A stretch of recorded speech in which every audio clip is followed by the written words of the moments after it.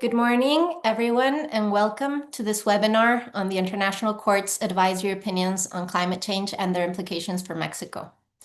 This webinar is organized by the Mexican Council of Foreign Relations, COMEXI. My name is Mariana Salazar.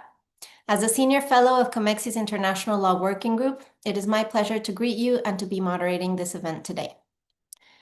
Joining us today as speakers, we are honored to have Professor Jorge Viñuales. He holds the Harold Samuel Chair of Law and Environmental Policy at the University of Cambridge and is a founding director of the Cambridge Centre for Environment, Energy and Natural Resource Governance. He is also a member of the Institut de Droit International and of the arbitrator panels of ICSID and of the Shanghai, Shenzhen, and Hong Kong International Arbitration Centers, among other roles. Professor Danielle Yeow. She is Adjunct Senior Research Fellow at the Centre for International Law of the National University of Singapore, where she leads on climate change and policy issues. She is also concurrently a Senior Advisor with DGA Albright Stonebridge Group, a consultant with KGP Legal LLC, and a member of the International Law Association Business and Human Rights Committee, among other roles. Director Norma Munguía. She is Director General for Global Affairs at the Ministry of Foreign Affairs of Mexico. She formerly served as Minister for Multilateral Affairs and International Organizations at the Mexican Embassy in the UK and as head of the International Affairs Unit at the Ministry of Environment and Natural Resources of Mexico. She represented Mexico in a wide array of multilateral negotiations on environmental issues. And Professor Gustavo Alanís. He is the founder and executive director of the Centro Mexicano de Derecho Ambiental, CEMDA, a leading environmental law organization in Mexico working to promote environmental justice and legal accountability. He is also a professor of environmental law at Universidad Iberoamericana, a columnist for El Universal newspaper, and member of the board of directors of IUCN's Academy of Environmental Law and of the International Center of Environmental Law, ICEL.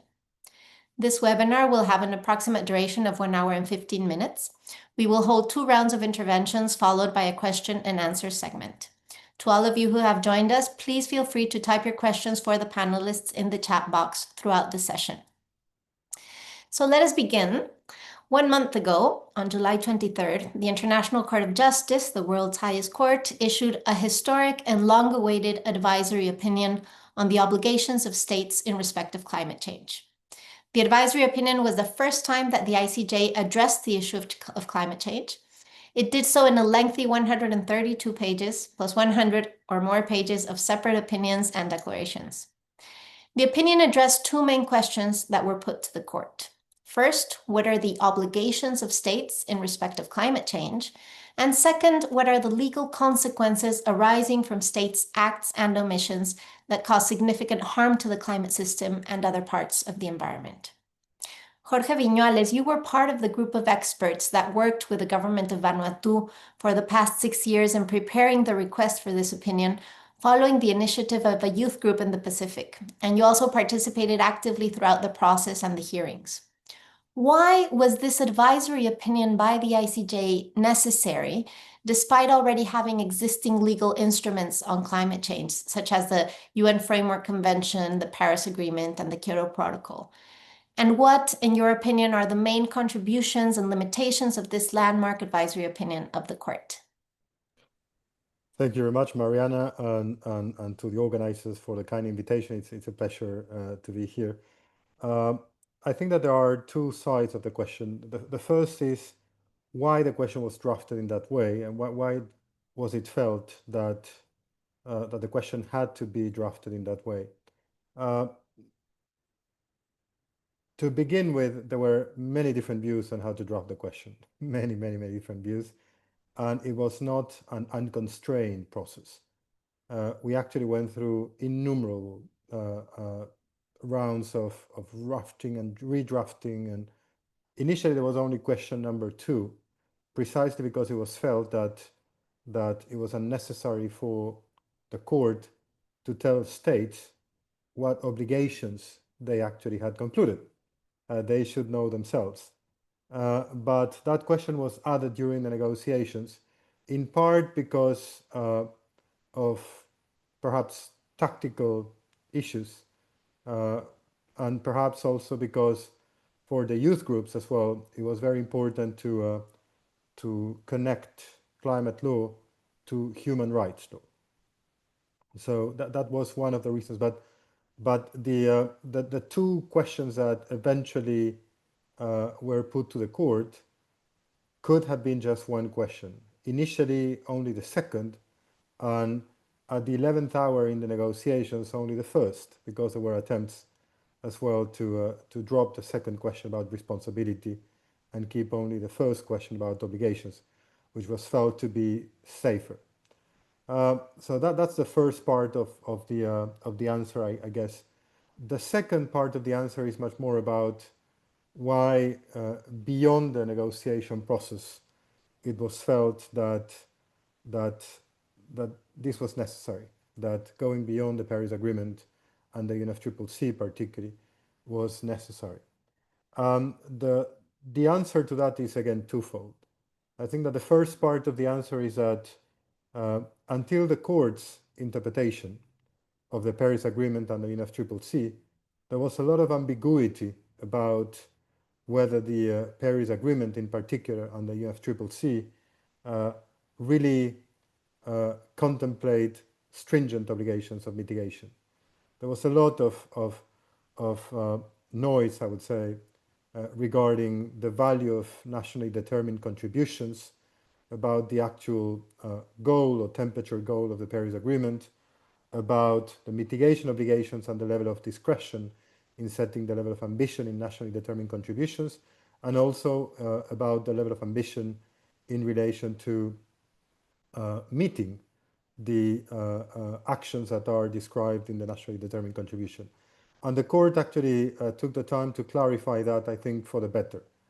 But there is also the dimension that in domestic climate litigation, one of the major areas that has featured are human rights. And human rights had to be addressed in many ways.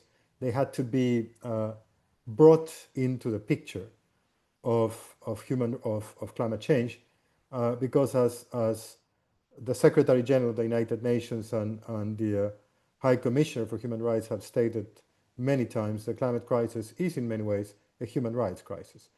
And I think that that was part of what the court had in mind. The second part of the answer, and I will end by that, just to keep my time limited, is that there was an ambiguity, the most fundamental ambiguity of all, which was whether the conduct responsible for climate change is lawful or unlawful. And I think that the main contribution of the court in that respect is that it simply reframes that conduct from the perspective of an internationally wrongful act, instead of taking as a starting point, taking for granted that this is lawful, and only look at extremes to see whether this is unlawful. That's something that the Paris Agreement does not do. The Paris Agreement was very carefully crafted to leave that question open, and in good faith open. But the court now has, through an interpretation not just of the Paris Agreement, but of a range of other laws that are applicable, including, very importantly, the prevention principle. The court now has said, well, unless there is a stringent level of due diligence displayed by states, then this could be an internationally wrongful act with consequences. Thank you, Jorge. And let me stay with you for a few minutes. What happens with the actions of non-state actors, for example, companies, private individuals, etc.? So under this due diligence obligation and this obligation to prevent by states, can we see a connection in the court eventually finding responsibility for states due to actions carried out by companies in their jurisdiction? No, it's a great question. The conduct that, as it was defined, actually the court took up the pleadings of a number of states, including Vanuatu, on what is a conduct responsible for climate change. And the conduct was defined as both acts and omissions. The advisory opinion is about obligations of states in respect to climate change. So there was no attempt at asking the court to clarify the obligations of non-state actors. But it was certainly important for the court to take into account that a large part of the emissions do not come from states themselves. They are not scope 1 emissions of states, if you will. but they come from the omission of states to regulate or to act. So from the perspective of a private sector, of a company, and from the perspective of the relations between states and the private sector, that cuts in both ways. So from one side, you could say, well, a state is breaching international law by not regulating tighter. But on the other side, if a state starts regulating tighter, then the question is why it didn't so before.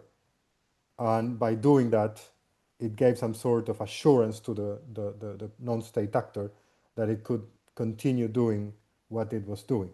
So that can come back and haunt states through litigation.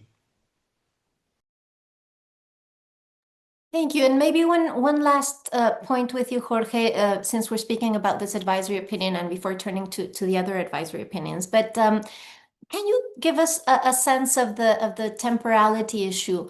What happens with the historical emissions, the historical responsibility for emissions? How can we see this temporal aspect of when you can find a state breaching an international obligation in this sense? Very important question. So three parts of the answer. It was split it extensively, particularly starting in 1850. There were even expert reports about when emissions started and when states gained sufficient knowledge to know that they should do something about it, including an expert report from a historian from Harvard University saying that there was sufficient knowledge to act since the 1960s, for example. And three or four states actually put that issue quite centrally. The court did not speak about it in any great detail. It simply left the issue to potential contentious cases, saying this would certainly be a very, very important issue in a contentious case, but we're not in a contentious case. So it left that out, but it hinted, and that's a second part of the question, of the answer, it hinted at the fact that what counts is historical behavior, even if the behavior has been discontinued. And it did so when it discussed the Kyoto Protocol, that is still, of course, in force, but it has no longer a third commitment period, never negotiated a third commitment period. So the commitment periods of the Kyoto Protocol stopped in 2020. And the court said that it would still be possible for a state to be found in breach of the Kyoto Protocol because of what it did in the past. And then the third part of the answer is that some judges did mention that quite prominently in their separate opinions, and I will just mention Judge Yusuf, that actually criticized the court very strongly for staying hypothetical, instead of actually saying, these are the victims, these are the main emitters. It say, well, any state that may emit would be found in this situation. And Judge Yusuf really delved into the past of emissions. And the same thing, Judge Xue from China. Judge Xue actually made a strong separate opinion focusing on the issue of development and common but differentiated responsibilities, and looking at the different paces of occupying the tropospheric space. But that's I think that is going to be a central issue in any potential future litigation. Absolutely. Thank you, Jorge. And while this was the first time that the International Court of Justice addressed the issue of climate change, it was not the first international court to do so. On May 21st, 2024, the International Tribunal of the Law of the Sea, ITLOS, delivered its advisory opinion on the obligations of states on climate change in international law, at the request of the Commission of Small Island States. More recently, on July 3rd, 2025, just a few days before the ICJ issued its opinion, the Inter-American Court of Human Rights issued its own advisory opinion on the climate emergency and human rights, following a request presented by the governments of Chile and Colombia. Moreover, the African Court of Human Rights is also in process of preparing its own advisory opinion on the human rights obligations of African states in the context of climate change, as per the petition filed in May this year by the Pan-African Lawyers Union. Danielle, Yeow, you have done considerable research on these opinions by ITLOS, by the Inter-American Court. What, in your view, are the main contributions and limitations of these advisory opinions, and how and to what extent will they coexist, be complemented, or be even overridden by the advisory opinion recently issued by the International Court of Justice? Thanks, Mariana, and also thanks for the invitation to participate on this panel on this important, esteemed panelists on this very important issue, which is really looked at across the world. I mean, I'm out in Asia at the moment, and certainly the trilogy of cases, but of course the most two recent ones, have certainly caused a lot of reverberations around the globe, if I could put it that way. So let me start with the more recent, because there's been a lot written about the ILO's decision already, which is a year ago.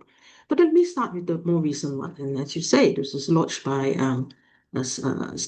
initiated by Chile and Colombia, requesting the Inter-American Court of Human Rights to clarify the scope of states' obligation for responding to the climate emergency, but under the frame of international human rights law. I would just start with, obviously, non-binding, clearly, but nonetheless, like the ICJ, and in response to your question, to be read together, and overall will, I believe, have strong legal authority and very strong impact beyond just the OAS region. Now, the issues were primarily viewed by the International Court of Human Rights through the lens of human rights framework.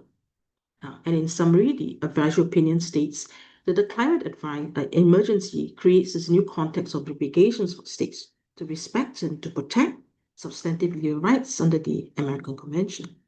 And it does deal with all the threats that are posed to the enjoyment of such rights by climate impacts.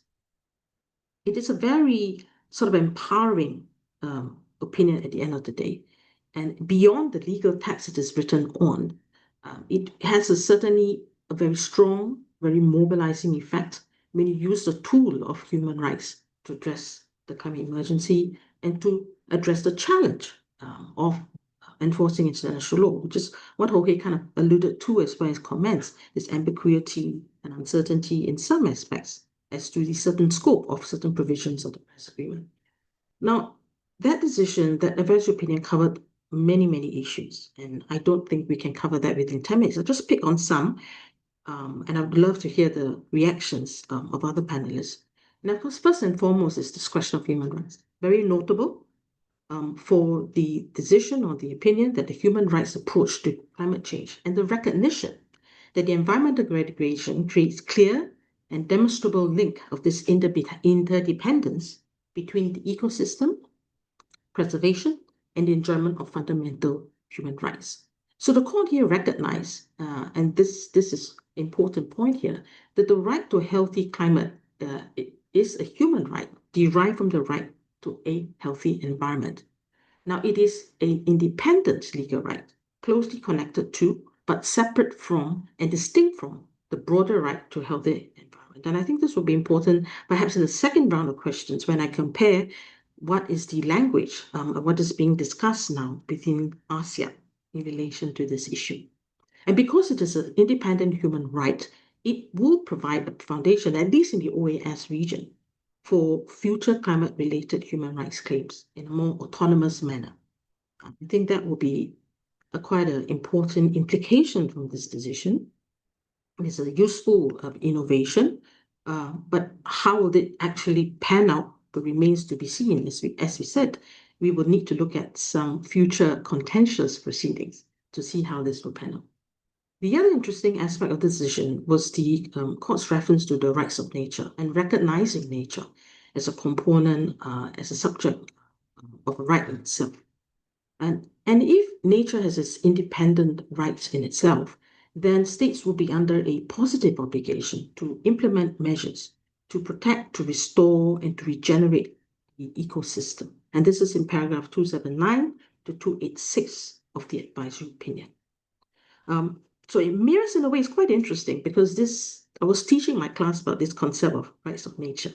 It's quite controversial, it's not recognized everywhere, but perhaps in the Latin American region, we do see this trend.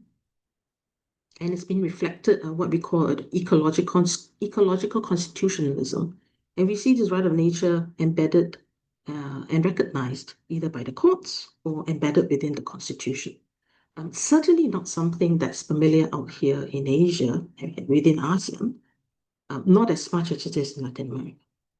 But it could be a harbinger of a whole stream of literature, a whole stream of scholarship, and a whole stream of discussions going forward. And we're not sure where that will take us. The other key element here is what the court said in relation to the nature of the obligation of states to prevent irreversible damage to the environment or prohibition against causing irreversible damage to the environment, elevating it to a jus cogens as such. So that would be jus cogens, no derogation admitted, in line with this higher protection that Jorge also mentioned in his remarks. I want to just touch very quickly on the opinions reference treatment of procedural rights, because apart from the substantive issues, the court also dealt with this procedural rights and right of access to information, public participation, access to justice, and extending this as a general obligation on all states, or at least state parties to this American Convention of Human Rights. Important reference there, because I think the court viewed these rights as foundational to the transparent and equitable climate governance. Just a note of caution, how widely applicable will this principle be recognized and implemented elsewhere remains to be seen, right? Because different jurisdictions, different systems still have different ways of looking at this element of procedural rights. Before I pause, I just want to touch on a final issue which was raised, and this is a question of climate-induced displacement. The court there did address this issue of climate-induced mobility, reframing it as a matter of binding human rights obligation. It's not just a humanitarian crisis in terms of climate refugees, but looking at it through the human rights lens. Climate-induced forced migrations, for example, was one of the questions raised to the court. And in response, the court did say that states must adopt appropriate measures to protect freedoms of residence and movements as well. But it did, however, stop short of elaborating how existing refugee and human rights provisions should be applied. I mean, certainly this is a very sensitive issue, sensitive domestic political issue, particularly in today's climate. So it was unfortunate that we could not get more guidance from the court on this issue. But on a more positive note, and quite timely, we saw the manifestation of this call, a very recent arrangement between Australia and Tuvalu. And in fact, the treaties were signed in late 2023. Pacific Engagement Visa is what it was called, and the details of which were released coincidentally in July of this year. And what it does is Australia offered relocation to Tuvaluans who are trying to escape the threats caused by imminent flooding due to sea level rise. So this is a clear example and quite timely and quite coincidentally aligned to what the court did mention in this case. So I'm mindful of the time. I'll pause here and take up further questions coming back to the ELOS if there's interest. Thank you. Thank you very much, Danielle. And so we have these two very important advisory opinions. On the one hand, we have the Inter-American Court of Human Rights telling us 2 months ago, telling us it is a human right, an independent human right. It is closely related to the rights of nature. There is an obligation to prevent irreversible damage to the environment, and that obligation is jus cogens, which is a very important finding, and all the procedural aspects that Danielle is telling us. And also we have the International Court of Justice last month telling us, as Jorge is mentioning, telling us that the responsibility of states under the existing climate agreements is actually to be seen under the law of state responsibility. And that means that actions and omissions by states states, including administrative, legislative, and other measures, may cause state responsibility, including all the legal options for state responsibility, cessation, reparation, compensation, etc.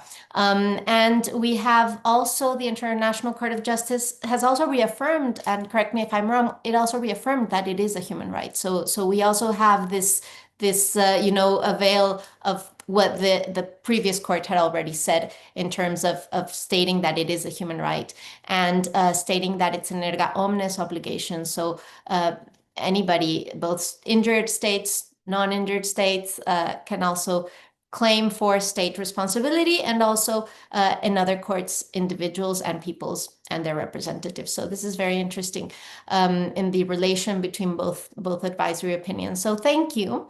And so will all these legal interpretations contained in these advisory opinions come at a time when the multilateral discussions on climate change are indeed facing numerous challenges? Earlier this year, the United States withdrew from the Paris Agreement, a withdrawal that will become effective early next year. Moreover, in 2024, the average global temperature exceeded for the first time the 1.5 degrees Celsius threshold set by the Paris Agreement.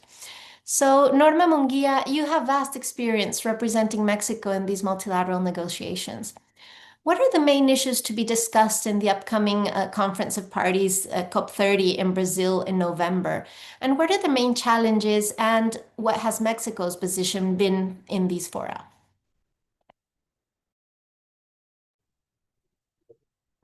Thank you, Mariana, and thank you to the previous panelists with their very insightful comments, and which definitely will have an impact in the future negotiations on climate change. I just would like to rescue three main components of this opinions, which will be very important, as I said, in the negotiations. The first one is, of course, it confirms the binding obligations of states to act.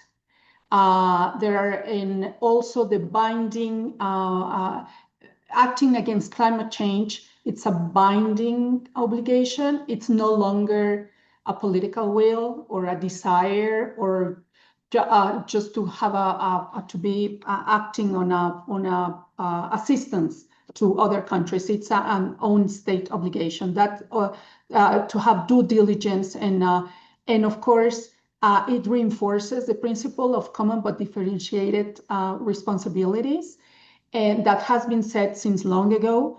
But now it reflects in this advisory opinion, which, as Jorge already mentioned, will go back, from the past to the future. So that's also important. And the third one is the relation to human rights. And human rights, which has, the other day I was speaking to a colleague, and we said, if today, in the current context of the geopolitical situation, if we wanted to negotiate protocols on human rights, probably we would not be able to do so. So it rescues all the trajectory of the international law. So I think that's very important to underline, because of course this will have an impact in the negotiations now on the road to Belém. I think the road to Belém will not be easy. There are three main challenges that I can picture, and one is there's a trust deficit among parties. The trust that should move, usually in the multilateral agenda, is not there, or it's weakened, I would say. Many of the developing countries argue, and I think correctly, that promises on finance and technology have not been fulfilled. And so without rebuilding confidence, and ambitious agreements will be very difficult to reach. Another main challenge is the political fragmentation.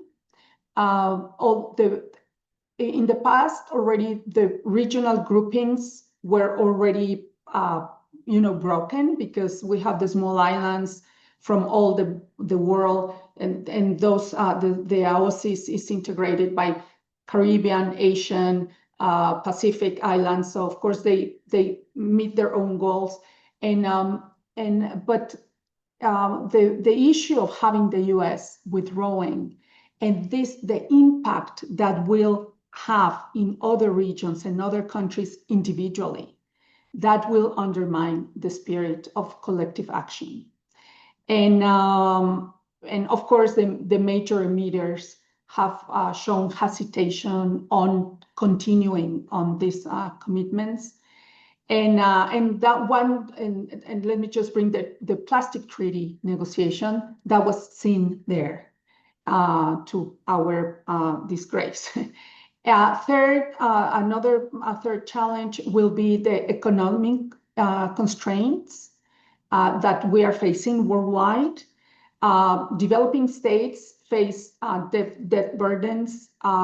They are competing for development priorities. And without the international support, their ability to meet climate targets will be limited. And of course, the credibility in the UNFCCC processes, it's itself at stake, because we've exceeded the 1.5 threshold. And that has created doubts about the multilateralism. And multilateralism itself, it's facing challenges in other, not only climate change, but other issues. So I think those are very big challenges regarding the political agenda.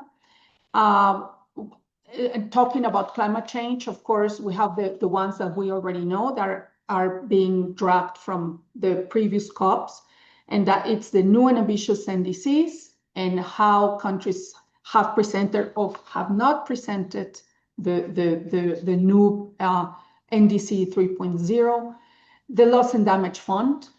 It will be a time in which we will have to speak about what kind of money we're going to put there. And I think in this case, the opinion of the court is very important, because it gives the grounds to really say, well, we are hearing about not only the political will, but the binding obligation that we have to act, to repair, to restore. So that gives grounds even more to start the fund. Also, the adaptation and global goal. Communities face across the world already the climate extremes. So the global goal on adaptation should be more concrete with indicators, support mechanisms.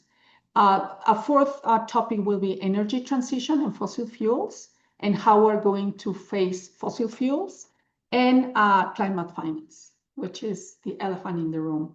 And it's not only now 100 billion, but now we are talking about trillions. So, and finance will remain the main issue.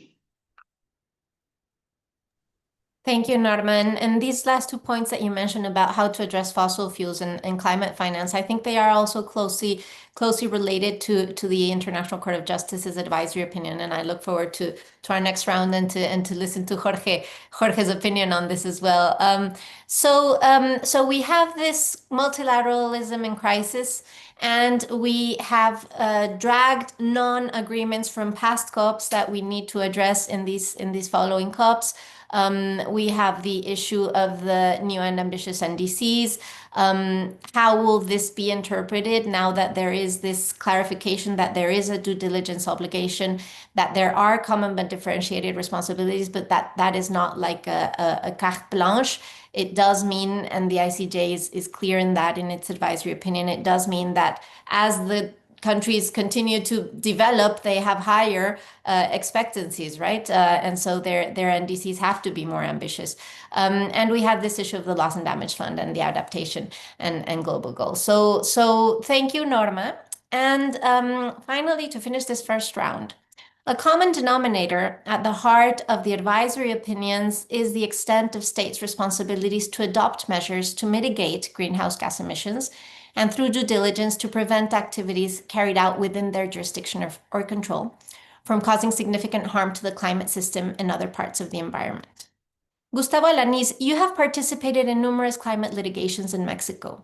What does the Mexican legal framework say in terms of responsibility by the state and by companies operating in Mexico regarding greenhouse gas emissions and other climate obligations? And what is the status of climate litigation against these actors in Mexico and in international fora? Gracias, Mariana.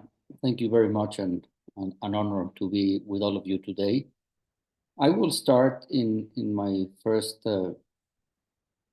opportunity here, talking about how we see at the Mexican Environmental Law Center the advisory opinion. And then in my second round, if you don't mind, Mariana, I will talk about specifically Mexico and litigation. No? So I would like to start by saying that, as we all know, last month, the main judicial body of the UN, the ICJ, issued this advisory opinion on what we all know as the state's responsibilities regarding climate change, in what we do consider a very historic process, which results will ideally help advance finally climate justice for not only for us, but for all those coming after us. No? This process has been also been mentioned today, began in 2019 with this petition from the youth of Vanuatu, as we know also the Pacific Island country, that due basically to its geographical location, it's very much exposed to this natural cyclones and all these things that are happening more currently and more strongly today, no? And it's also very much susceptible to the impacts because what I mentioned of climate change, and therefore it's very, very vulnerable. The second thing that I would like to say, Mariana, is that just to remind, is that the petition requested an advisory opinion on states' legal obligations under international law to protect the climate system and other parts of the environment from anthropogenic greenhouse gas emissions, as I said before, for the benefit of present and future generations.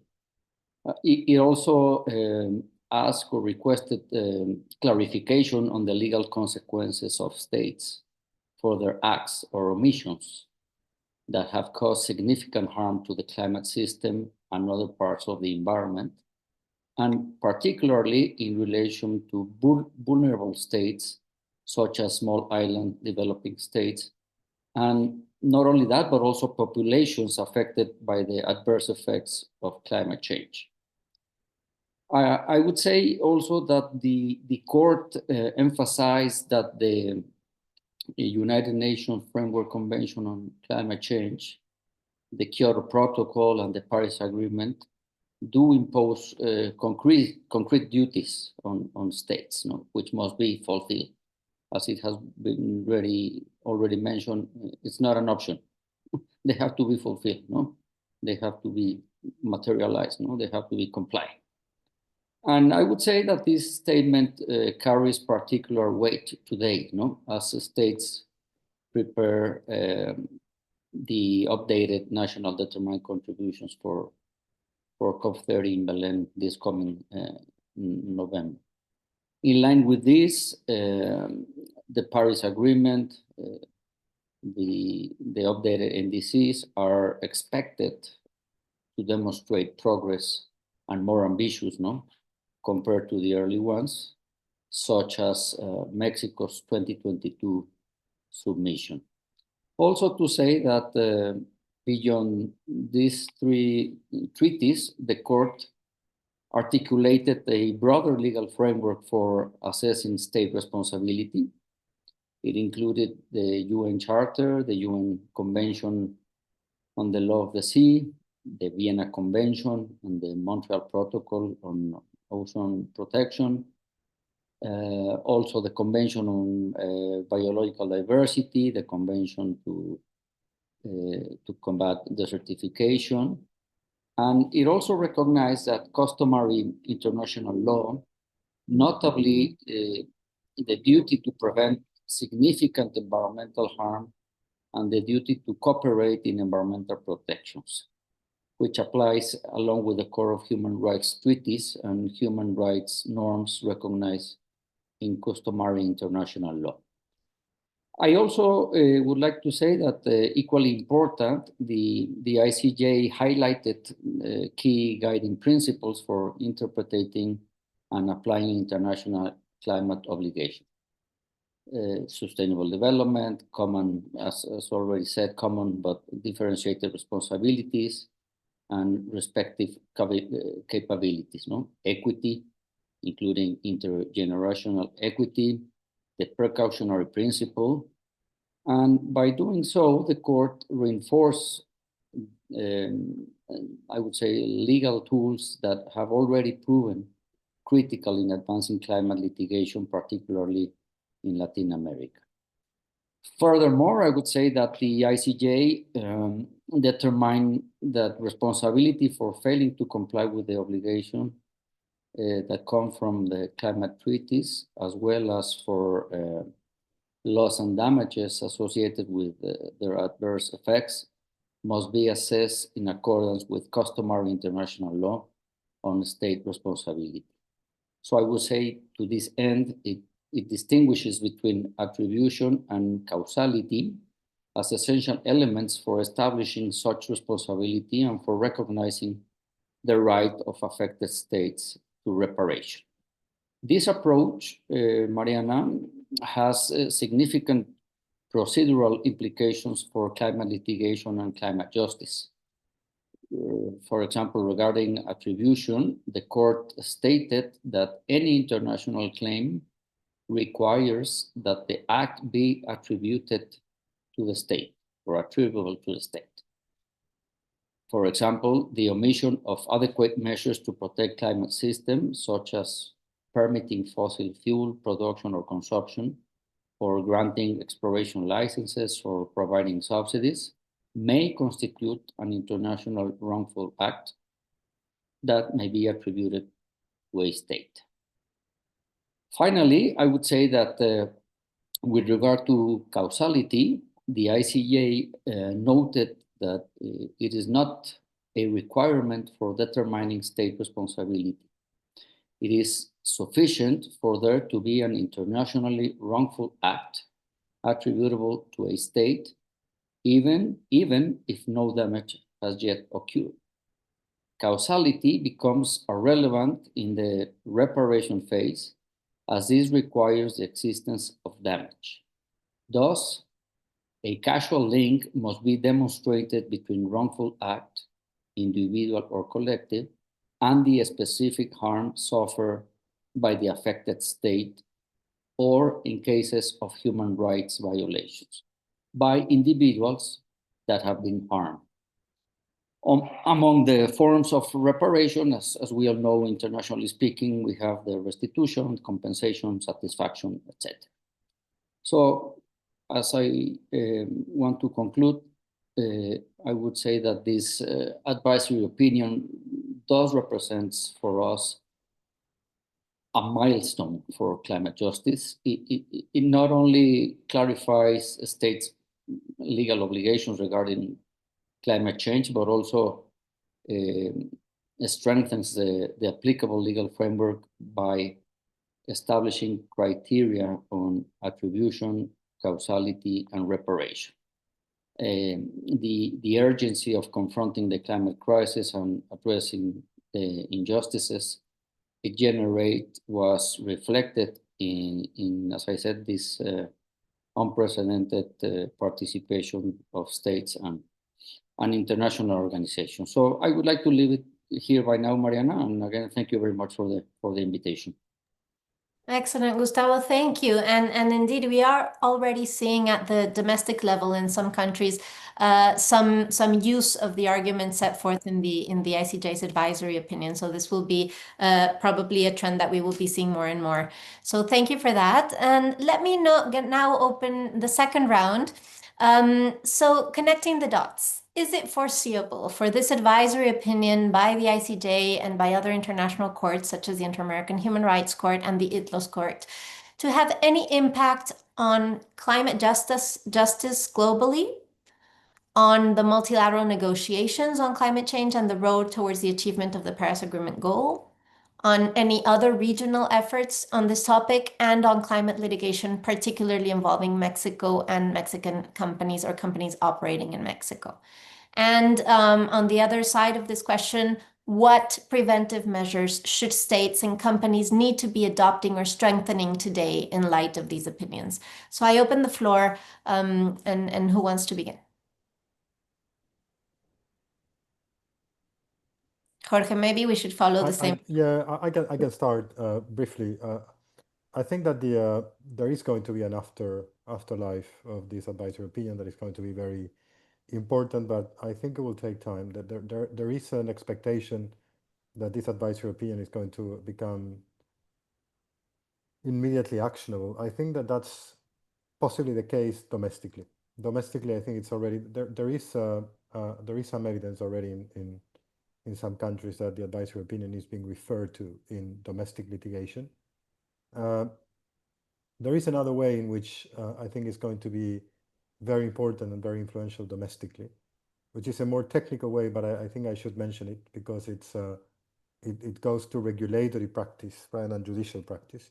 Is the fact that there is a trend, and this trend started some years ago, but it gained a lot of traction after the UK Supreme Court recognized Scope 3 emissions as a requirement for environmental impact assessments, and then that was also recognized by the EFTA Court, and then now by the International Court of Justice. So the ICJ is recognizing that Scope 3, I mean, it doesn't speak of Scope 3 emissions, but it actually refers to the emissions that emerge from production.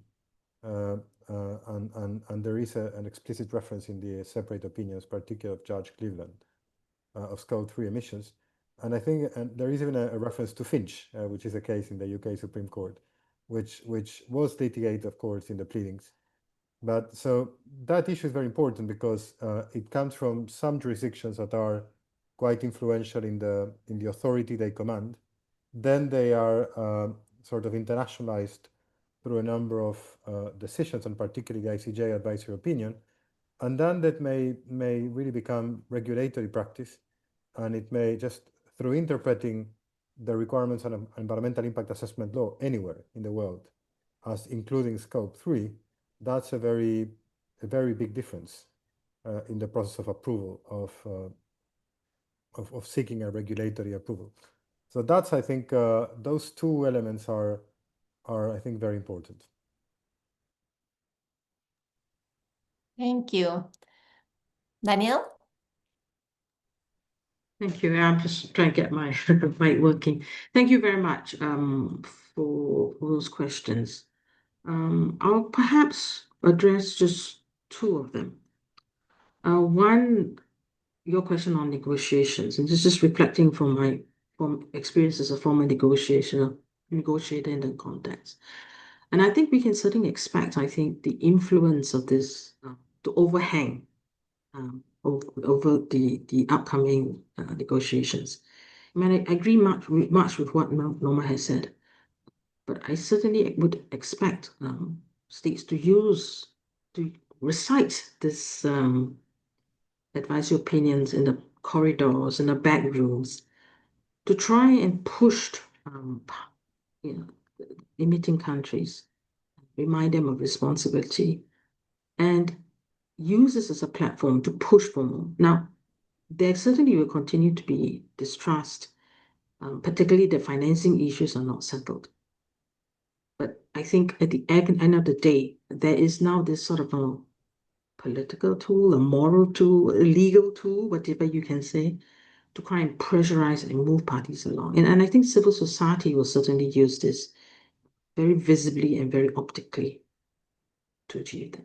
I mean, if I look at Asia, if I look at what countries around the world are saying, I mean, there was a lot of support for the General Assembly resolution pushing for this advisory opinion. Singapore was one of them. Vietnam within ASEAN was also one of them, and also took very active part. And so I think there is this collective desire that now that you have an opinion, what do we do with it, and how can we move the process of negotiation along, given the dire state of climate as we know. China, for example, hailed this decision of the advisory opinion of the ICJ as a very positive ruling, declaring that states are obliged under international law to tackle climate change. Failure could do so could open the door for reparations. So that's an interesting indicator of where potentially states could use this, provided that there are avenues that they can rely upon. But I think it would also help perhaps in catalyzing more international cooperation in this way.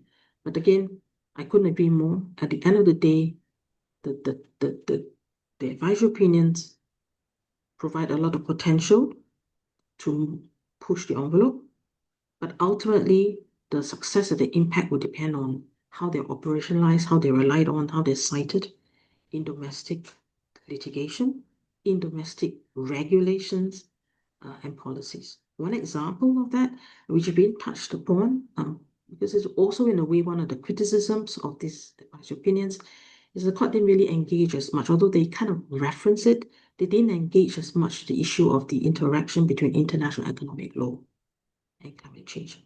There were some references to it. You have to review your investment agreements. There is a risk of regulatory chill. And so I think there is scope for countries in a very real sense to look at that issue and to relook at their future drafting of investment agreements, as well as current review of current existing agreements to make sure you don't trip up. I want to just touch on regional because I wanted to share a little bit on the impact of this advisory opinions in other regions, and I would just look at ASEAN, for instance. And I do think the effects are going to be quite diffuse because ultimately depends on what is the legal framework that is applicable. If I look at ASEAN, there is, for example, no equivalent to the Inter-American Convention of Human Rights, but we do have an ASEAN Human Rights Declaration, which indicates, this was from 2012, and we do have this principle in the declaration, which recognizes the right to adequate standard of living, but subsumed within that, it says including a right to the clean, safe, sustainable environment. So not a standalone, for instance, subsumed under the umbrella. The ASEAN Intergovernmental Commission on Human Rights, which is established under the ASEAN Charter, has pushed forward two important initiatives this year, which could be very interesting now that we have the advisory opinions. Under the current Malaysian chairmanship of ASEAN, the ASEAN Intergovernmental Commission on Human Rights is trying to secure the adoption of two major declarations of human rights this year, one of which is quite relevant to our discussion, which is the ASEAN Declaration on the Right to Safe, Clean, Healthy, and Sustainable Environment. And this is proposed really as in response to the growing regional threats from climate change and displacement, which is really quite a serious issue in ASEAN, in the Asian region as well. Now, this resolution has been negotiated for years. No outcome. It's been negotiated for years, but we now expect it to be tabled for adoption at the ASEAN Summit this October. I would imagine this advisory opinions, this set of them, the trilogy of them, will certainly provide some boost and momentum to these efforts. So I'm quite excited to see what comes from that. Absolutely. Thank you. Norma? Thank you. And thank you, Danielle, for putting that on the table, because you've already said, you've addressed some of the issues I was going to comment. And I think the potential impact of in the multilateral negotiations will be positive and will be quite a few. Of course, we will strengthen the legal basis for ambition. So it's no longer, being ambitious is not only a luxury, it's and it also gives strength to vulnerable states in their bargaining power. There's no more bargaining. It's a must. It's an obligation. I think it also shifts the equity debate because the court confirmed the common but differentiated responsibilities. So this thing about equity, and it's should no longer be a debate. It also influenced the treaty designs and what kind of agreements we have to reach, taking into account the human rights, and also this litigation pressure. This capability or possibility for states and NGOs to raise the litigation based on climate change, or this possibility of raising human rights related to climate change effects. That also, I think, will be putting pressure in the negotiations, because that's something that any NGO or any individual will be able to raise. Now, that also Danielle mentioned, we will have, as states or as countries, we will have to strengthen the legal frameworks, because there will be potential, by the court recognizing all these points that I have mentioned already, that we should integrate them into the legal frameworks in the respective countries. And well, one last thing regarding the private sector, and I think there's been some questions already. I'm not going to address everything, but it gives also strength to companies to demonstrate why the ESG frameworks should be enhanced and should be strengthened. And all this climate risk disclosure, also for new projects in the future, it should be taken into account, because it will also have to do with, of course, in a later stage with insurance and all these things that are not minor. Not minor at all. Thank you, Norma. And can I stay with you just for a couple of seconds? Could you share with us what the Mexican position is in COP and in these, multilateral negotiations? Where does Mexico stand? Well, as you can imagine, or as you know, the position that is usually taken to each COP has to be consensus by all the different actors in the federal government. And of course, it's also shaped with the participation of NGOs that come and join the delegations of Mexico to the negotiations. But I think the moment for what I can tell you so far, taking into account that we are only 76 days to start the COP in Belém. Well, I think we are focusing on 3 areas. We are speaking domestically about the aligning the domestic actions with international obligations. The CEMDA is finishing to work on the NDCs, the new 3.0 NDC that will be presented shortly. And the Ministry of Energy has spoken about accelerating energy transition. And of course, we are still being an oil-producing country, but they are starting to work more effortlessly in energy transition, and also reinforcing the legal frameworks. That's something that we have spoken about. Just yesterday, we had a ministerial meeting with the Latin American countries, and it was successful. The president of the COP, Correa do Lago, was here in Mexico for these 2 past days.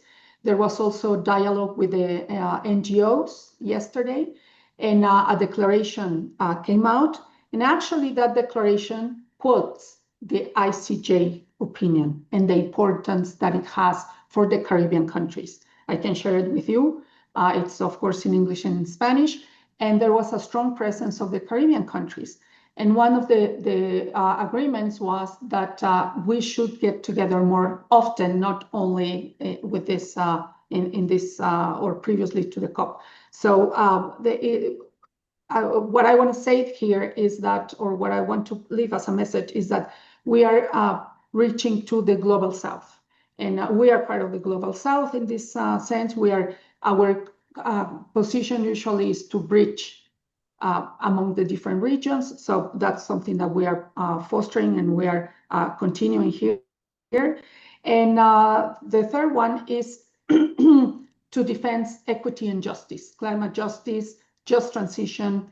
We are very aware of the just transition as an important legacy from previous COPs, and we are going to work strongly on that.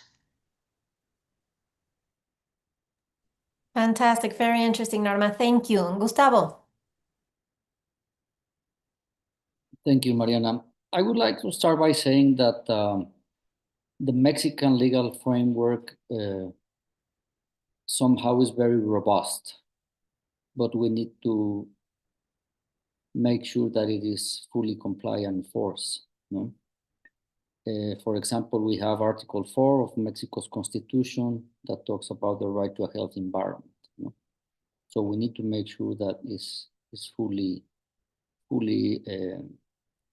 it into practice, that is fully implemented, and that a way of doing it is by doing legal actions. No?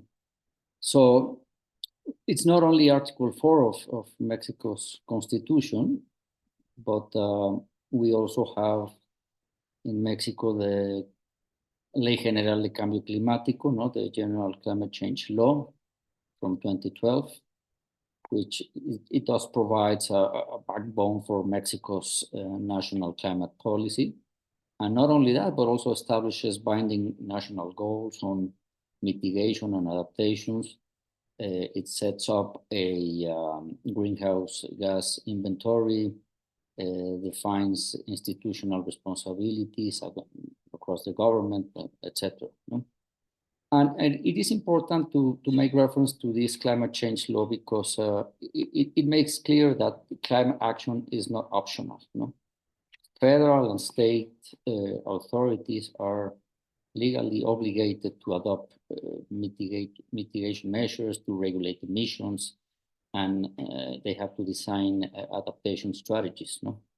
And also the law creates reporting obligation for companies in regulated sectors. No? And also to say that this climate change law in Mexico has been reinforced or go hand in hand with other legal dispositions, as it is the case of the Energy Transition Law, renewable energy, energy efficiency, environmental impact assessment, etc. So if you see that in collectively, these instruments establish significant obligations for both for state and for private actors, and if they do not comply, they may be subject of legal action be taken against them. No?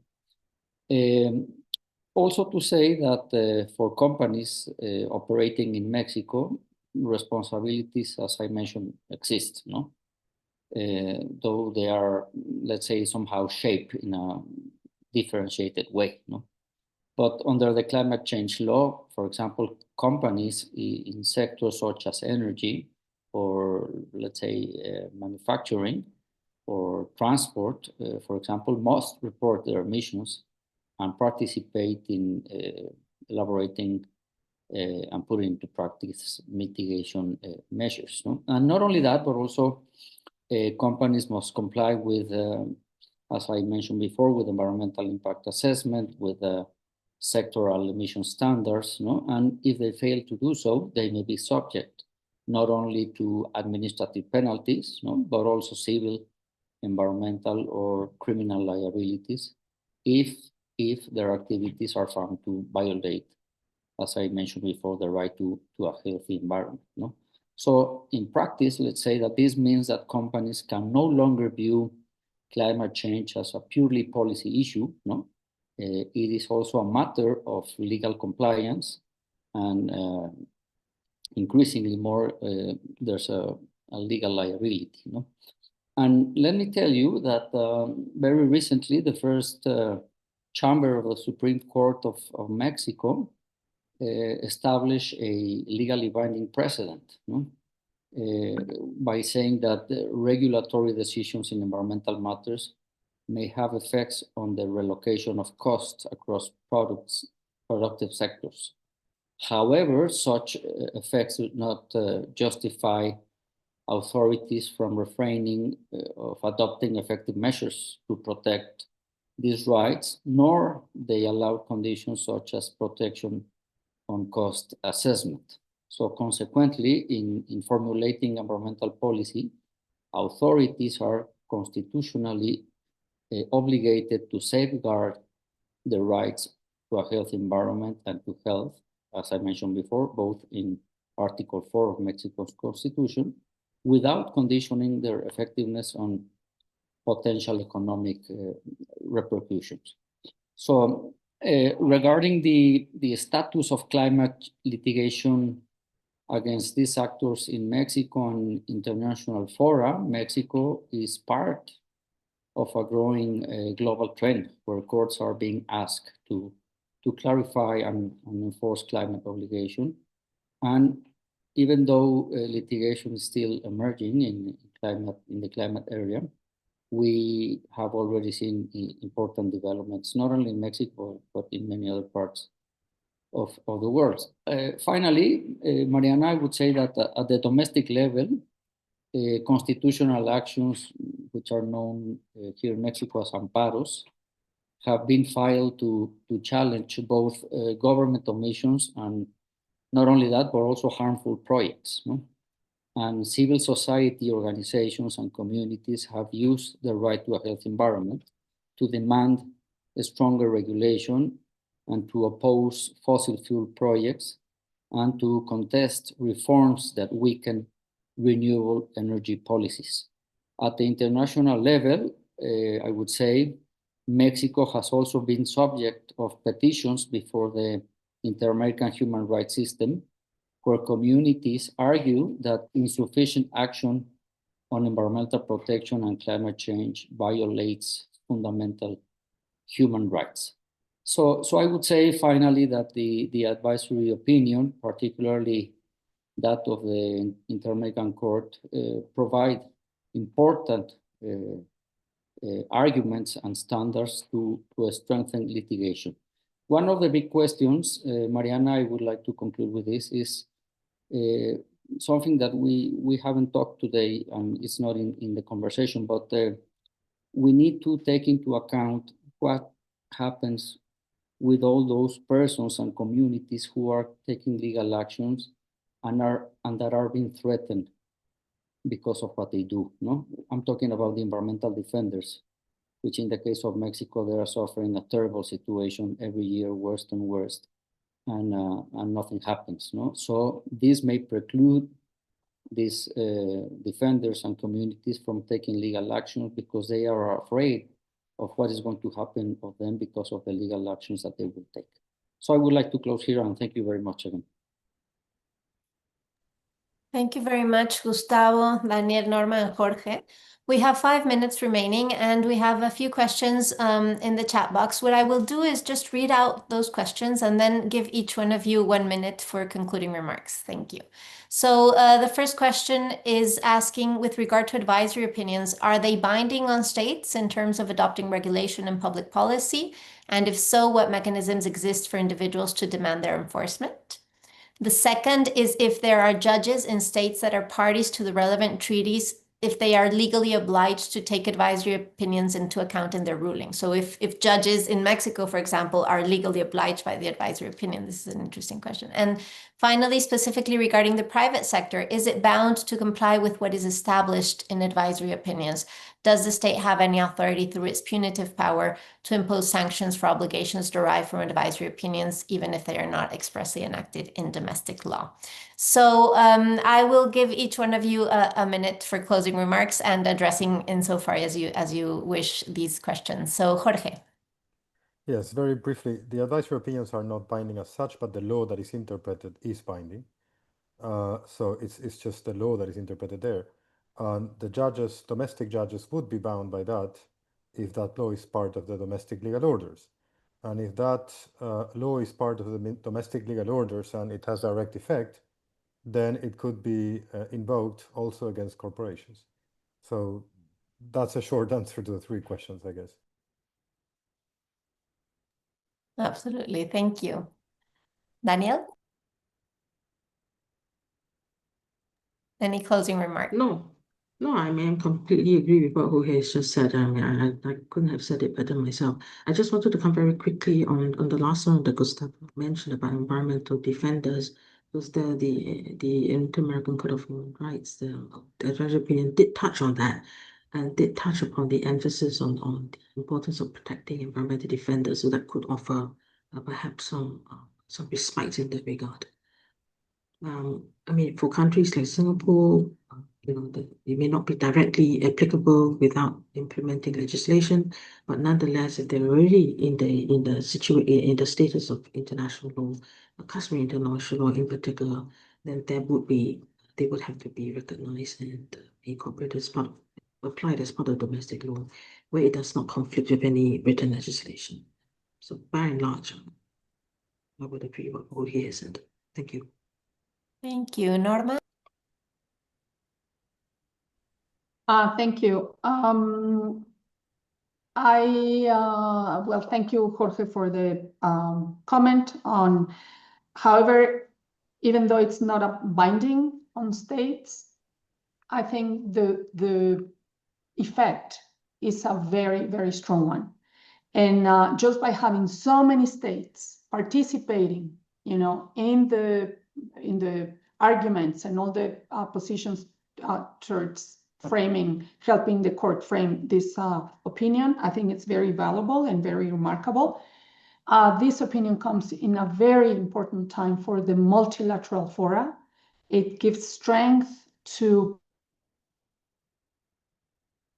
I should say, vulnerable countries and to the other part of the world, not the powerful. And I think it won't replace negotiations for sure, but it gives grounds and more stronger arguments.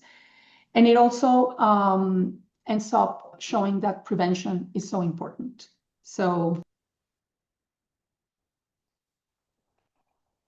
Thank you. You're on mute, Norma, somehow.